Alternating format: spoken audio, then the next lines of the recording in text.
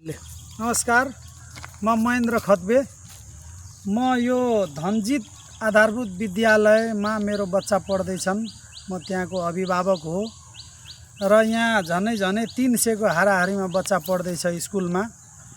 यो तत्कालीन तपाईको 81-82 को बजेटमा यो क्यामेराम्यानलाई म देखाउन चाहे यो बाटो देखाइदिनुस्। त्यतिखेर 45 लाख को बजेट आएर चाहिँ नै यो बाटो यहाँबाट सर्लक्कै तपाईको त्यो केदार काकाको स्कुलको अगाडिको त्यो बाटो दिलजान घरबाट हुँदै आउने बाटोमा जोड्ने बजेट थियो र नापी पनि भयो, सबै थोक भयो। अब यो पुरानो साबिक बाटो हेर्नु सठा रामेश्वरको निजी जग्गामा पर्छ। यहाँ 22 मिटर जमुना धारको ऐलानी जग्गा हो यो। यहाँबाट यो पुल ठ्याक्कै उहाँको सिमानामा पर्छ। यहाँदेखि नाप्दाखेरि त्यो आली सिधा तपाईको ऐलानी जमुना धारमा यो जग्गा जान्छ। धारको नाममा जग्गा छ। अब यसमा के भयो भन्नुहुन्छ भने त्यतिखेर हामी यो बजेट आउँदाखेरि हामी सारा अभिभावकहरू समाजहरू बसेर एउटा माइनोट निर्णय 81 साल 2 महिना 20 गते एउटा निर्णय गरेको थियौँ। त्यो निर्णय के थियो भने यही मौकामा यही बजेटलाई सदुपयोग गर्दै यो बाटो उत्तर पूर्वबाट यो ऐलानी जमुना धारको उत्तर पूर्वबाट बाटो बनेपछि एउटा गरिबको नम्री जग्गामा बाटो बनेको छ। यो पनि क्लियर हुन्छ र यो बाटो सर्लक्कै बन्दाखेरि चाहिँ नि यहाँ समस्या समाधान हुन्छ र यो बाँस कटाइदिनु भन्ने हाम्रो प्रमुख माग थियो। अब यो बाँस तपाईलाई म क्यामेराम्यानलाई देखाउन चाहे। हेर्नु कति जङ्गल छ यो बाँस। यो बाँसले गर्दा नजिकै यहीँ हेर्नुस्। अब तपाईको 50 मिटर पर कोशी टप्पुको तपाईको चाहिँ नि यो हेर्नुस् आरक्ष एरिया हो। यहाँबाट सर्लक्कै बाटो छ। यो बाटो हुँदै अर्ना हात्ती जङ्गली जनावरहरू आउँछन् र यहाँ बस्दै गर्छन्।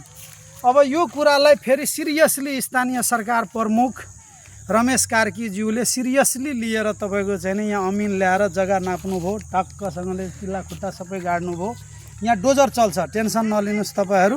स्कुलको छेउमा बाँस लाउन पाइँदैन, यहाँ डोजर चल्छ भन्नुभएको थियो। यहाँ समाज गाउँ सबै हामी साक्षी छौँ त्यो विषयको। तर नापी गरेर उहाँ गइसकेपछि अब डोजर किन चलेन, के भयो, त्यसको खोजी नीति गर्दै जाँदाखेरि पुनः फेरि हामी निवेदन दियौँ। गाउँ समाज डेलिगेसन गयौँ। किस कुमार काकाले ल म गर्दैछु, हुन्छ अब यतिखेर चाहिँ समय खराब छ, धान काटेपछि हुन्छ भन्नुभएको थियो। अब तपाईहरूलाई मैले यो स्कुलको अगाडिको साइड लान चाहन्छु। अगाडिको साइड अब हामी जाउँ। अब तपाईलाई यो जमुना धारको जग्गा ठ्याक्कै यहाँ हेर्नुहोस्। उहाँको घर छेउबाट यसरी गएको छ यो धार। साबिक तपाईको चाहिँ नि यो परापूर्व कालदेखि नै यो धारको नाममा रहेको ऐलानी जग्गा हो। यो जग्गामा हाम्रो केदार काकाको बुवा नै मेरो हजुरबुवा जुद्धबहादुर विष्टले नै भोग चलन गर्नुभएको थियो। यो ध्रुव सत्य हो। हामीले अहिले पनि यो कुरालाई स्वीकार छौँ। यो जग्गा उहाँकै नाममा लाल पूर्जा दिए पनि हामीलाई आपत्ति छैन। हामीले आपत्ति के भयो भने यो घना बाँसको जङ्गल उजाडेर तपाईको चाहिँ नि यहाँ अब अरू अन्य खेतीपातीहरू गर्दा पनि भयो, मकै लाउँदा भयो, पोखरी बनाउँदा भयो। अब जे गर्न मन लाग्छ गर। यो जङ्गल चाहिँ सफा भयो भने यहाँ वडा कार्यालयबाट हामी चाहिँ नि 6 वटा लेन्थको भेपर लाइट लगाएर यो कोशी टप्पुको काखमा रहेको स्कुलमा यो स्कुल तपाईलाई धनजित स्कुल त्यहाँ देखाइदिनुस्। अझै पर आएर नजिकबाट आएर देखाउनु। यहाँनिर मेरो जेठो छोरो 8 पास गरेर अहिले तपाईको मोहन माविमा पढ्दैछ र कान्छो छोरो रोहित मण्डल अहिले 6 क्लासमा पढ्दैछ। अब यहाँनिर यो स्कुलको अभिभावकको नाताले यो समाजको गरिब दुखी अब यहाँ चाहिँ नि अब श्रमजीवी वर्गहरू बेसी भएको हुनाले अरू केही उपाय छैन, यही स्कुललाई बनाउनुपर्छ। किनभने यहाँबाट हामीले बच्चा पठाउँदाखेरि जनता मावि मधुवन 3.5 किलोमिटर र त्यसै गरी कोशी गाउँपालिकाको शोभनपुर तपाईको पठाउँदा उहाँ त्यहाँ पनि 3.5 किलोमिटरको दूरी छ। हेर्नुहोस् अब यो दूरीको कारणले गर्दा यो ठाउँमा हामीले बच्चा पढाउँदा अब यो भयावह जङ्गललाई चाहिँ नि हटाउन पाए। सरकारले बोलेको कुरो किस कुमार काकाले अस्ति भर्खरै चाहिँ नि यो धान काट्न दिनुस् भतिज, त्यस पछाडि यो काम समस्या समाधान हुन्छ भन्नुभयो।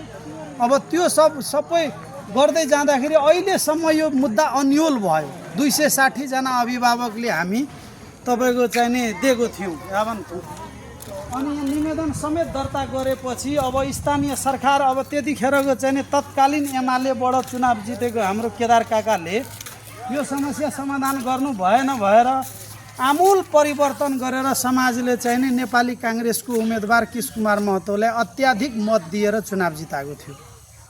किन यो गरिब दुखीको समस्या समाधान हुन्छ सुशासन कायम हुन्छ, यहाँ जङ्गली जनावर पीडितबाट चाहिँ नि केही राहत पाउँछ भनेर चाहिँ नि मत परिवर्तन गरेर चाहिँ नि कृष्णकुमार काकालाई वडा अध्यक्ष बनायो। अब अहिले आएर सामान्य सेरोफेरो हेर्दै जाँदाखेरि अब कृष्णकुमार काका काङ्ग्रेसको भए पनि एमालेको केदार काका भए पनि यिनीहरूको चाहिँ नि मिलोमत्व के देखिन्छ भने भोट ब्याङ्कको राजनीति, सिर्फ भोट लिने, समाजमा रहेको समस्याहरू जौँको त्योँ राख्ने, अनि अब चाहिँ नि अब त्यत्तिकै भोट लिने, अब चाहिँ नि अब त्यो हिसाबले चाहिँ समाजलाई गुमराह बनाउने खालको एउटा हामीलाई अनुभव भयो। हामी अभिभावकले त्यसरी सोच्यौँ। अब एक थरीको भनाइ के आयो भने यो त महेन्द्र खत्बेले आफ्नो राजनीति चम्काउन खोजेको भन्ने कुराहरू गर्छन्। अब यहाँ राजनीति कसरी चम्काउने कुरा छ ल तपाईँहरू आफै मूल्याङ्कन गर्नुहोस्। 300 जना पढ्ने स्कुलको अवस्था हेर्नुहोस्। अब स्कुलको काखमा रहेको बाँसको यो जङ्गल हेर्नुहोस्। अब त्यहाँको म एउटा अभिभावकको जिम्मेवारीको नाताले बोल्दाखेरि यसलाई चाहिँ नि होइन यो राजनीति हो, राजनीति प्रतिशोध हो भन्दैछन्। अब तपाईँहरू आफै विचार गर्नुहोस्। बुद्धिजीवी अब समाजसेवीहरू हुनुहुन्छ, सच्चा देशभक्त नेपाली हुनुहुन्छ भने यो महसुस गर्नुहोस् त तपाईँले यो राजनीति हो, यो राजनीति चम्काउन खोजेको हो हामी, यो कुरो तपाईँहरूले बुझिदिनु पर्यो। अब यो कुरो नेपाली काङ्ग्रेसको सभापति डीबी थापा समेतलाई पनि हामीले जानकारी दियौँ, भन्यौँ, तर डीबी अङ्कलले पनि यो विषयमा खासै केही चासो देखाउनु भएन र कृष्णकुमार काकाले बोलाएर पनि एउटा सहजीकरणको माध्यम पनि चाल्नु भएन। अब यस्ता यस्ता विकृतिहरूलाई हामी हेरेर सहेर कति बस्ने? दूरदराजको यो गाउँमा न शिक्षाको पहुँच छ, न चेतनाको पहुँच छ, न कहिले मेयर साहब यहाँ आगमन हुन्छन्। अस्ति जग्गा नापेर जाँदा सारा समाजले ताली बजाएको थियो, बाहा एकदम राम्रो छ, केही हुन्छ भन्ने खालको चाहिँ एउटा चेतना भएको थियो। अब म त्यसै गरी तपाईँको चाहिँ नि ऐनको कुरा पनि म थोरै जोड्न चाहन्छु। ऐनको कुरा थोरै म जोड्न चाहन्छु तपाईँलाई। तपाईँको स्थानीय सरकार सञ्चालन ऐन 2074 को परिच्छेद 5 को 3 मा के लेखेको छ भने सामुदायिक सम्पत्तिको संरक्षण गर्ने दायित्व सम्बन्धित समुदाय तथा स्थानीय तहको हुनेछ भनेर लेखेको छ कानुनमा। हेर्नुहोस्, अब स्थानीय तहले नगरे यहाँको समुदायले हामी बाध्य भएर चाहिँ नि अब यो बाँस फडानी गरेर स्थानीय तहलाई जिम्मा दिने अवस्थामा हामी पुग्यौँ। बच्चाको भविष्यसँग खेलबाड गर्न मिल्दैन। कानुन सबैको लागि बराबर हो, कानुनमा कसैलाई पनि छुट छैन। अब पटक पटक डेलिगेसन जाँदाखेरि पनि चाहिँ नि तपाईँको राम्रो सन्देश गर्ने खालको वातावरण नबनाएपछि अहिले आएर चाहिँ नि तपाईँको धानसान फडानी गरेर सबै खेत बाँझो छ, खाली छ। यतिखेर चाहिँ नि यो बाँस कटाएर कमसेकम यहाँनिर अरू जेसुकै लाउँदा पनि भयो, त्यो जग्गा त हामी मागेको छैन। हामीले चाहिँ नि यो बाँस फडानी गरिदिनु पर्यो। सरकार जङ्गल उजाडिदिनु, जङ्गल सफा गरिदिनु पर्यो। यसमा मकै लगाओस्, धान लगाओस्, पोखरी बनाओस्, हामीले त्यसमा आपत्ति भएन। यो जङ्गल सफा भएपछि जनताको जीविकोपार्जनमा सहज हुन्छ र यहाँको बच्चाहरूको आवत जावतमा सजिलो हुन्छ। अहिले यतिखेर यस्तो डरलाग्दो स्थिति छ भने राति साँझ परेपछि अवस्था के हुन्छ होला तपाईँहरू आफै विचार गर्नुहोस् त। अब यसलाई चाहिँ नि अब यहाँको समाजलाई, यहाँ अब 4वटा ठुलो ठुलो गाउँ छ, त्यो गाउँमा 300 बच्चा यहाँ पढ्दैछन्। यो धनजित स्कुललाई चाहिँ नि हामी के बनाउन नपाउने, यहाँ हामीले बच्चा पढाउन नपाउने, आकि यो बाँस उजाडिदिनु पर्यो, आकि यो स्कुललाई ताल्चा लगाइदिनु पर्यो। त्यो माग हो हाम्रो। त्यो माग के हाम्रो सम्बोधन हुँदैन? अब सिडिओ साहब आउँदाखेरि पनि चाहिँ नि अब त्यहाँ आएर चाहिँ नि एक किसिमको वातावरण स्थानीय तहलाई म निर्देशन दिन्छु भन्नुभएको थियो। त्यो निर्देशनहरू पनि कहाँ गए? झनै अब तपाईँको 18-19 महिना भयो हामीले निवेदन दिएको, पटक पटक निवेदन दर्ता गरेको छ, त्यसको दर्ता नम्बर समेत हामीले राखेको छ। अब यो विषयमा चाहिँ नि अब यहाँ ध्यान आकर्षण होस्। समस्त न्यायप्रेमी महानुभावहरूलाई मेरो विनम्र अनुरोध छ, यो समस्या समाधान चाहिँ नि हुने एउटा दबावमूलक तपाईँहरूले चाहिँ यो भिडियोलाई हेरेर सेयर गरी सम्बन्धित निकायसम्म पुर्याइदिनु होला भन्ने अपेक्षाका साथ म आफ्नो शब्द विराम गर्छु। धन्यवाद।